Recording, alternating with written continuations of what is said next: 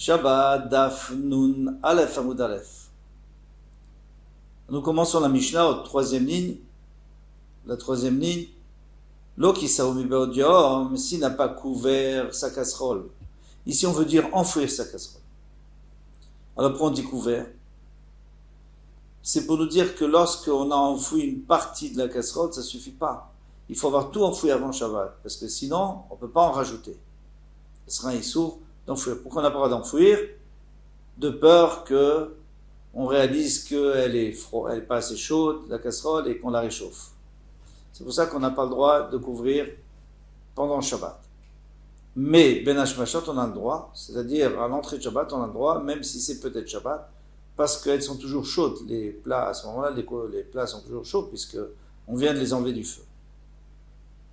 Je reprends la Mishnah. Donc, mais s'il n'a pas couvert ou s'il n'a pas enfoui avant Shabbat, il n'a pas le droit de l'enfouir une fois que la nuit est tombée. Qui s'aouvrit la main, s'il a couvert, il s'est découvert, ou il a découvert pour se servir, motar lechasoto, il a le droit de le recouvrir, parce que de toutes les façons, ça c'est pas refroidi, c'est pas en quelques instants que ça va se refroidir et qu'après il va réchauffer. Donc il enlève, il remet. Mimalet akiton, il a le droit de remplir une carafe d'eau froide. Venoten et taratakar et de mettre sous un matelas, otachata keset ou sous un oreiller. Alors bon, c'est pas les matelas comme aujourd'hui, c'était des genres de couvertures sur lesquelles on se couchait. Eh bien, il a le droit donc de mettre de l'eau froide pour la conserver froide. Comme ça nous explique Rashi. Qu'est-ce que j'aurais pu croire? Qu'on n'a pas le droit parce que si tu fais ça, après tu vas aussi mettre quelque chose de chaud. Donc, on te dit qu'il n'y a pas de xéra. Amar Rav Yehuda, Amar Shmuel. Rav Yehuda dit Shmuel mutar le'atmin et tatzonen. Voilà, il précise qu'on a le droit d'enfouir le froid, les plats froids, pour pas qu'ils se réchauffent au soleil. Amar Rav Yosef, Maïka Mashmal, Rav Yosef dit, mais qu'est-ce que tu viens nous apprendre? Toi, tu es un Tana? Non, tu es un Amora. Et la Mishnah a déjà dit, Tani, non, c'est dans la Mishnah, il m'a dit Adam Kiton. Un homme a le droit de remplir une carafe d'eau froide, Venoten Tarataka, ou Taratakeset, il peut les mettre sous les oreillers. Amar le Abaye, tout va Kavashman, il dit, non, Abaye lui dit, mais non, il vient nous apprendre quelque chose d'important. Dit, mais maintenant, si c'était juste la Mishnah Avamin, j'aurais pu penser à un Émile Davar Shen, Darkolet Atmin. Une chose qu'on n'a pas l'habitude d'enfouir pour chauffer. De l'eau, en l'occurrence. De l'eau, parce qu'il pourrait y avoir une xéra, que si je le laisse enfouir quelque chose de froid pour l'empêcher de chauffer, je vais peut-être l'enfouir pour le réchauffer. Alors, qu'est-ce qu'on enfouit pour réchauffer? De l'eau? Non. Pourquoi? Parce que de l'eau froide, ça sert à rien, même de la tiédir, ce sera pas meilleur, il faut qu'elle boue.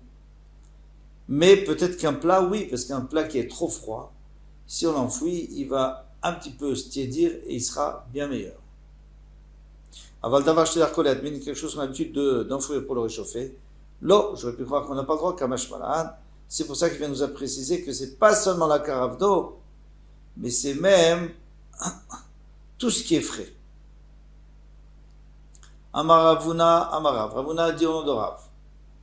Et il a dit ça, d'après le Gilion Hachas, c'est Amar Rebi.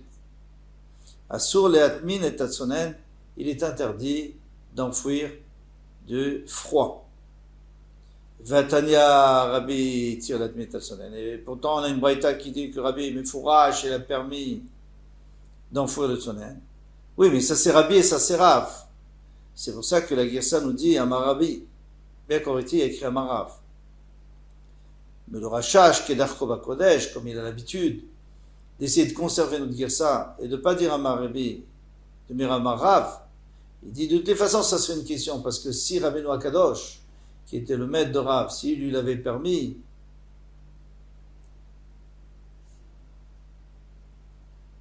plutôt, oui, s'il avait permis, eh bien, Rav n'aurait pas interdit.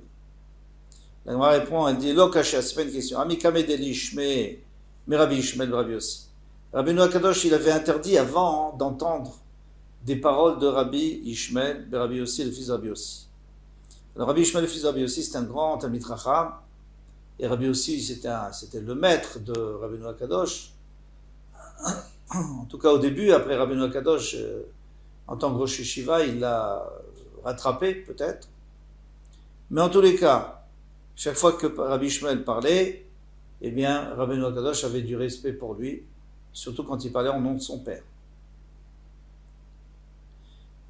Alors, les bâtards d'Ishmé, mais après qu'il a entendu que Rabbi Yossi avait permis, alors même Rabbeinu Akadosh a changé d'avis, il a dit on a le droit. Et c'est pour ça que Rav a dit qu'on a le droit. Kia de yativ Rabbi Vamar asul atmin tatsonen. Comment c'était? Comment s'est passé? Rabbi était assis et il disait, vous savez, on n'a pas le droit d'enfouir quelque chose de chaud, de peur quelque chose de froid, de peur qu'on va aussi enfouir du chaud. Amar lefanav Rabbi Ishmael a dit devant lui, Rabbi aussi, le fils de Rabbi aussi, bah il tire les atmin tatsonen, mon père, Rabbi aussi a permis. Amar, alors Rabbi Nakadosh a dit, kvar orazaken. Si déjà un Talmid Racha, un Zaken, un Chacham, comme Rabbi aussi a permis, donc moi je permets aussi. Et depuis ce moment-là, c'est permis. Alors Rafapa dit, Baoure, Kama, Mechavevim, Zedze. Viens voir comment ils respectaient, ils honoraient l'un l'autre, ils chérissaient l'un l'autre. Qui? Rabbi aussi, et Rabbi Noah Kadosh. Shilou Rabbi aussi Kayam. Même si Rabbi aussi était encore vivant, Hayakafu ve'yoshev lifnei Rabbi, il se serait courbé et assis devant Rabbi pour écouter les shiurim comme si c'était son élève, bien que c'était une fois son maître. Pourquoi? Parce que Rabbi Noah Kadosh, c'était le Nassi, c'était le prince et c'était aussi le Rosh Yeshiva. D'où je sais ça, que Rabbi aussi se serait courbé devant lui. Rabbi Ishmael, Rabbi aussi, il devait m'aller comme avotav. Rabbi Ishmael, Rabbi aussi, Rachid nous dit, il remplaçait son père, c'est-à-dire il avait le même degré de chokhma que son père, c'est étonnant.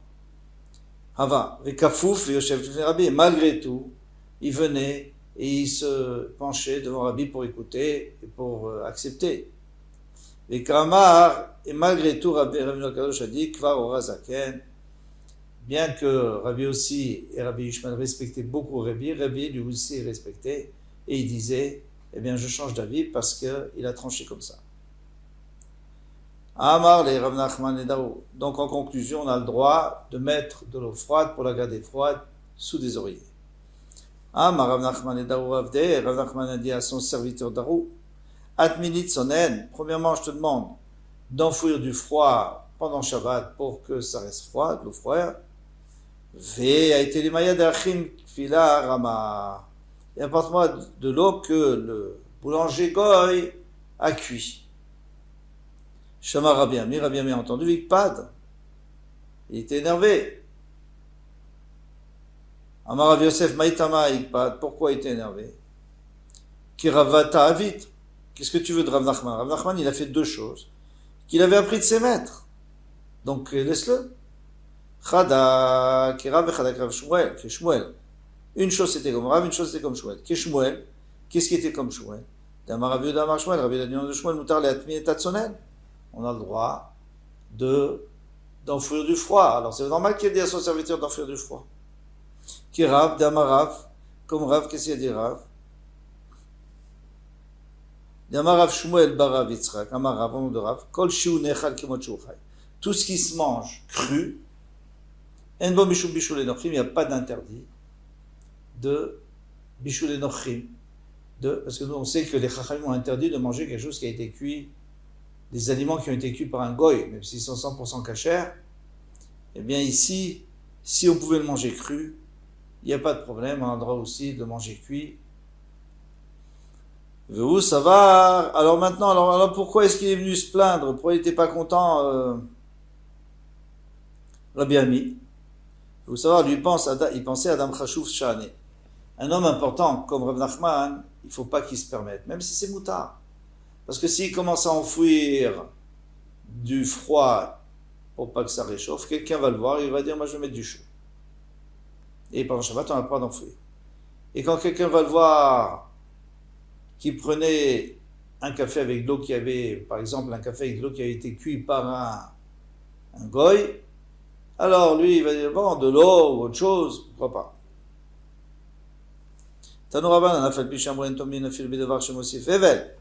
Bien qu'on a dit qu'on n'a pas le droit d'enfouir, même dans une chose qui ne rajoute pas de la chaleur. On avait dit que Shabbat, on n'a pas le droit.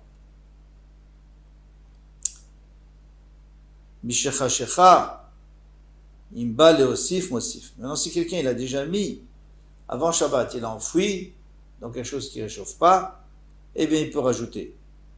Kessado, c'est comment il fait, Rabbi Shimon Gamliel Omer, Notel et Tasadinim. Par exemple, si on avait enfoui dans des draps en lin, ça garde un peu la chaleur, mais pas tant que ça. Il peut les enlever, ou manière cheta, glouf kerin, des couvertures en laine, ça réchauffe, ça garde plus chaud. On notait l'état glouf kerin, ou manière cheta sadinim. Ou le contraire.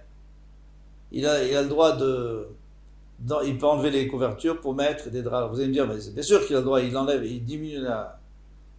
Alors en réalité, il diminue de chaleur. En réalité, il y a deux chidushim. Le premier chidush, c'est le deuxième, là, qu'on présente. C'est que on a le droit de changer de matériaux. Et que j'aurais pu dire, mais maintenant c'est comme si tu fais une nouvelle atmana et ça n'a pas le droit pendant Shabbat. Et la deuxième chose qui est encore plus chidushik, si je me permets de dire, c'est que on a le droit d'augmenter la conservation, d'enlever les draps pour mettre des couvertures. Et Rabbi Shimon Gamliel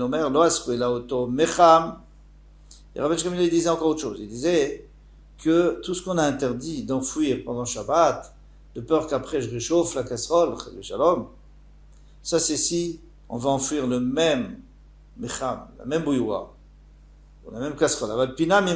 Mais si il l'a transvasé dans un autre, une autre casserole qui est froide, moutard, c'est moutard. Pourquoi?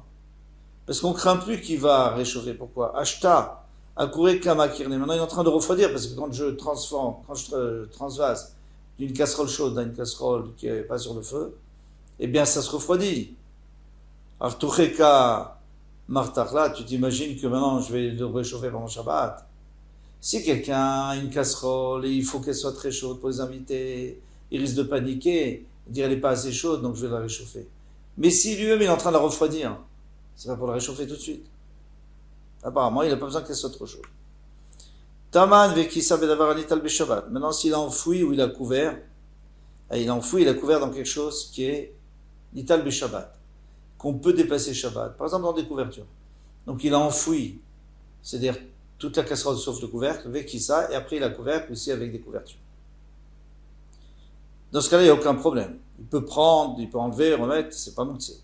Otaman bedavar sheno nital beshabbat. Mais même si il a enfoui les parois dans quelque chose qui ne se déplace pas de Shabbat, par exemple quelque chose de mouktsé, vechisa bedavar anital beshabbat, mais il a couvert avec quelque chose qu'on a le droit de prendre Shabbat, à réser, noter le marzi, de prendre et de remettre, parce qu'il ne touche pas les choses qui ne sont pas, les choses qu'on n'a pas le droit de prendre pendant Shabbat.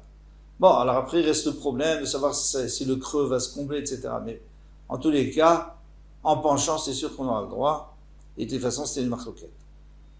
Taman, vekisa bedavar shenoni tal b'shabbat. Maintenant, s'il a enfoui, il a couvert avec, par exemple, des tontes de laine qu'on ne prend pas pendant Shabbat parce qu'ils sont destinés à la vente ou aux habits. Alors, dans ce cas-là, il n'a pas le droit. Chez Taman bedavar anital b'shabbat, vekisa bedavar shenoni tal b'shabbat.